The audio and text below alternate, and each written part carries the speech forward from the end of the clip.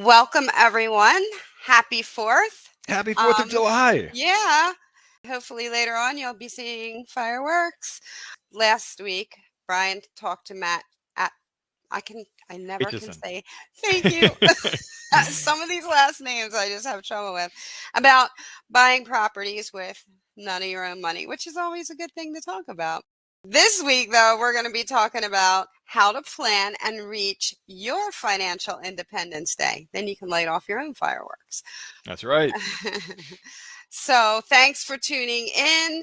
And if you're joining us on this Independence Day, throw some comments in, let us know where, the whole 9 yards. But in the meantime, Brian, why don't you tell us about the good acronym FIRE and financial independence? Tell us a little bit about that. Well, if you have listened to this podcast at all or read anything on our blog, you probably hear us talk all the time about financial independence, FIRE. So FIRE is an acronym for financial independence, retire early. As a movement, if you will, it gained popularity in the 20-teens. And I feel like it has waned a little bit in popularity over the last year or so. I do hear people say financial independence with real estate, RE, FIRE. I've heard of people referring to it that way. Anyway, go ahead. Well, there you go. But, I think some of that in a bull market, everyone thinks it's possible and practical. And in a bear market, everyone's just wringing their hands and, no one thinks they can ever retire. But financial independence, quite simply, is being able to cover your living expenses with your passive income from investments. So if you spend $4,000 a month on living expenses and you earn $4,000 a month in passive income from investments, you are financially independent. You can live without a job, right? Like your job becomes optional at that point because your investments can cover your living expenses, your budget. So it's a simple concept. It's obviously a lot harder to execute. It's easier said than done, of course. There's a variation on this that is a little bit more nuanced and that a lot of people are not familiar with, and there's not really a great catchy word for it. I call it passion-fi, but even that is a bit nerdy and it's a bit of a mouthful. But the idea is that you don't actually need to cover all of your living expenses, right? Because we've interviewed dozens of people who have reached financial independence and retired early, left their full-time jobs basically with real estate, but that's just because that's the vehicle that we have chosen to talk about as a way to get to financial independence. But almost every single one of those people who reached financial independence and left their day job, they all went back to work because there's only so long you can sit around the beach sipping pina coladas, right? So it's true. Yeah, and when people first hear that, they get disappointed and they're like, "Oh, well, what's the point of saving all this money and trying to scrimp and save and invest if I'm just going to go back to work anyway?" And there's a very simple answer to that question, and that's that you go back to work on your own terms, doing the work that you love, that you are most passionate about. So the term passion-fi is really that you can go out and get your ideal job or start a business or do side gigs or whatever, your ideal work that you control your schedule, and that may not pay as much as your current day job does. That's usually how those things go, but you don't actually need to cover all of your living expenses. You just need to cover the shortfall between your target budget, your living expenses, and what your ideal work pays. So to make up numbers here, we use the example of if you live on $4,000 a month and your ideal job pays $3,500 a month, then you've got a $500 shortfall, right, between what you want to be spending every month and what your ideal work pays. So you need to come up with that $500 a month in passive income. And if you do that, you can go live your dream life doing your dream work, your work that you're passionate about, and you can ditch your high-stress day job today. So I'll give you a quick example. I don't consider myself financially independent, but I get to spend most of the year overseas with my wife and daughter. We do a lot of international travel. I got to take a month off of work last December to travel around Patagonia and Tierra del Fuego. I can do that because we do have a passive income from real estate, and it can cover any shortfall of income in order to cover our living expenses. Some of that is that we have low living expenses living overseas, but you can set your own rules with this, right? Absolutely. I have 14 grandchildren and I spend a whole lot of time with them, which is my happy place, and couldn't do it without. Absolutely.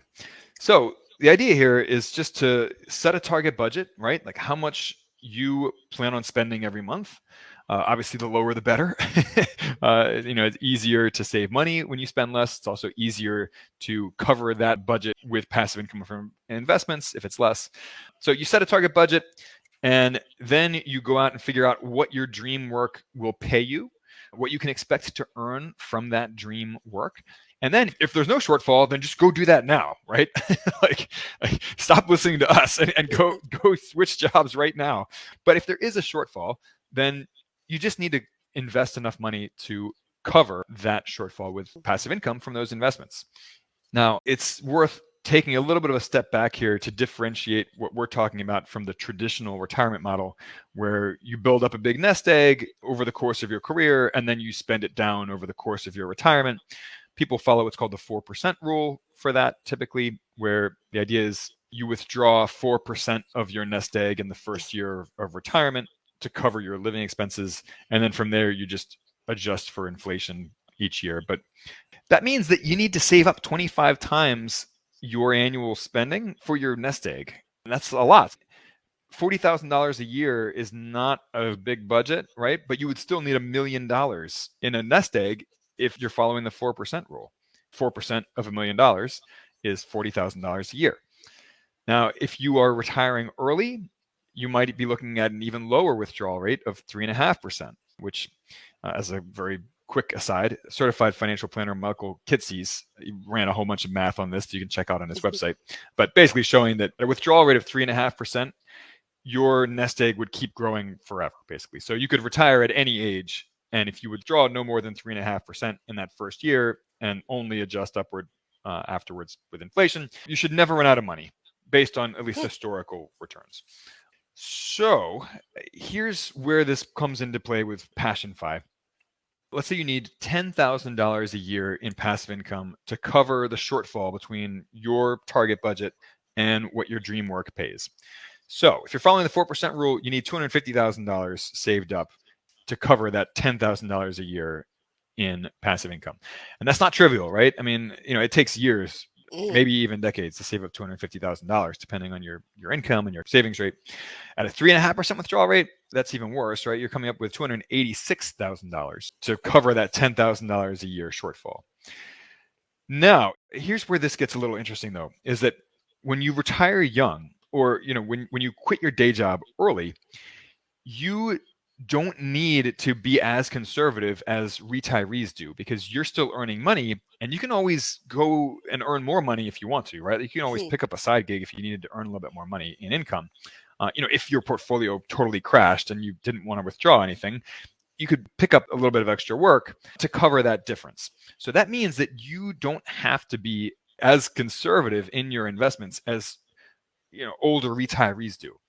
So you could leave most of your money, or even all of your money, in stocks and real estate, earning a 8 to 10% average return on those, rather than having to shift a whole bunch of your money into bonds to make it, very, very low risk. So at 8% returns, you would need $125,000 as a saved up in order to generate $10,000 a year in passive income. At 10% returns, it would take $100,000 to generate $10,000 in passive income. If you earned 15% returns on your investments, how much would you need then? You would need $67,000 saved up. And you could potentially do that in a couple of years, right? Now, 15% returns might sound unrealistic to you. You might be sitting there thinking, well, if stocks and real estate typically pay 8 to 10% returns, then where are you coming up with 15% returns? And that is where private equity real estate syndications come into play. That's, Deni and I have talked a lot about that over the last year. And they typically pay 15 to 30% returns. Now, they're not risk-free, but I also don't think that they're any higher risk than the stock market or buying a rental property. Now, their big downside of these, of course, is that they come with a high minimum investment, normally $50,000, $100,000. But you can join a real estate investment club where you can pool your money with other investors to reach that high minimum investment. And we'll send you a link in the comments to our investment club. You can probably find others out there. You can form your own Mhm. if you want. Or get mom and dad and There you go. There you go. So the idea here is that you don't need, to bring it back full circle, you don't need to cover all of your living expenses to have your own form of financial independence. You just need to cover that shortfall between your target budget and what your dream work pays. And hopefully that's not very much money. So exactly. a couple tips to get you there faster. Automate your savings, automate your investments. With your stock investments, you can do that with robo-advisors. With some of your passive real estate investments, you can do that with real estate crowdfunding. Some of the classic crowdfunding platforms out there like Fundrise, Ground Floor, they allow automated investments. Like we talked about a minute ago, you can join a real estate investment club to access private equity real estate investments and Right. hopefully earn those 15 to 30% returns. And by the way, those are not inflated returns. We're not making those up. In fact, they just sold a property recently. Their average annualized returns that they've returned to their investors is over 100% now across Wow. the deals that they've sold. It's crazy. And other sponsors who we've invested with, Mag Capital Partners, Bronson Equity, they have all earned over 20% average annualized returns for their investors on the properties that they've gone full cycle on. So it is very realistic for you to earn 15 to 30% Hmm. returns on real estate syndications. And as a final thought, house hack, get rid of your housing payment. You can save a lot more money when you don't have to pay rent or a mortgage payment. Deni, you know all about that. Yeah. I mean, whether you can take in an international student and get a stipend and help it Well, that's that really way. creative. Yeah.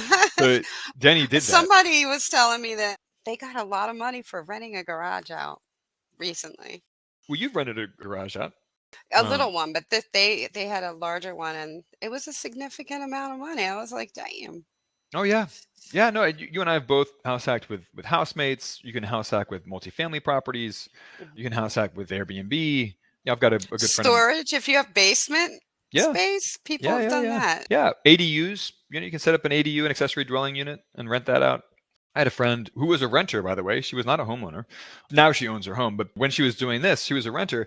She lived in an apartment. It was a two-story apartment, and the upstairs story was a bedroom and a full bathroom. But they weren't separate units. They were part of one unit with one kitchen and one entrance. And she rented out that upstairs bedroom, bathroom suite in her apartment on Airbnb. And she found that if she rented it 2 long weekends a month, like 6 to 8 days a month, that was enough to cover almost her entire rent payment for the Which month. is amazing. And a lot of people travel for business. You're not there anyway. Oh my goodness, there's so many different Yeah. things you can do. And if you do that, like what you just said, Deni, you can rent out the entire unit, instead of just a portion of the unit. In fact, I mean, I had a cousin of mine, she's married now, but before she and her current husband got married, they each had separate homes. They would list his house on Airbnb, and whenever someone booked it, he would just crash with her for Oh a my few goodness, days. that's awesome. So it was just kind of permanently listed as available. And, so I mean, he was spending half his time at her place anyway. So why not make some money on it? And it more than covered his housing payment. So, That's great. yeah, I mean, there's all kinds of stuff you can do with house hacking to knock out your housing payment, whether you're a renter or a homeowner. All right. So, any final thoughts on calculating and reaching your own financial independence day? I'm maybe biased here, but I adore the co-investing club. I think it's cool that you're with like-minded people and we discuss these things, and it's just like a really nice thing, and you learn so much. I'm learning about different areas of the United States that I would have never thought of investing, and the different kinds of investments. Like at first, I thought, okay, we're going to invest in apartment complexes, but there's so many different things. So I just think it's been a very positive experience. Oh, yeah. We get to basically crowdsource the vetting of these deals. We vet each deal as a club. The last deal that we did, it was an apartment complex in Dallas. And as we were vetting the deal, we were talking about what are rent increases like there, what's the supply and demand like there. That came up in conversation. And it turns out that one of the club members lives 5 minutes down the street from this apartment building. And she was telling us all about the conditions on the ground. And that's the kind of experience that money can't buy. That kind of Mm-mm. experience. We got to hear from local boots on the ground person because we're all vetting these together. as an investment club. So, Yes. but you and I might be a little bit biased about that co-investing club.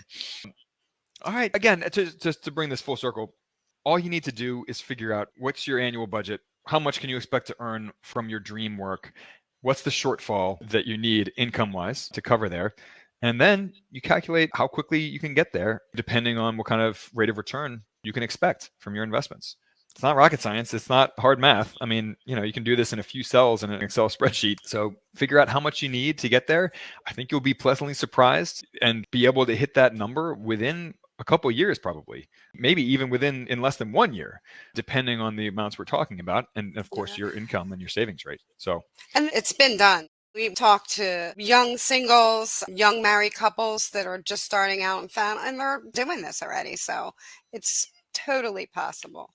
yeah, and you raise a good point there, Deni. I've heard objections from every end of this, saying, like single people saying, "Oh, well, only married couples can do this," Mm. and married people saying, "Oh, only single people can do this." People who don't have a spouse that's spending all their money, or you know what I mean, and people with kids will say, "Oh, only people without kids can do this."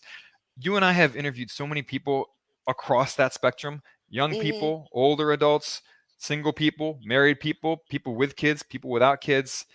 So stop with the excuses already and go Right. out there and just do it. Absolutely. All right. Well, on that note, after our pep talk, I'm going to get off my high horse. Happy 4th of July, you guys. Happy Independence Day. Yes, We will catch you next Tuesday. absolutely. Bye bye.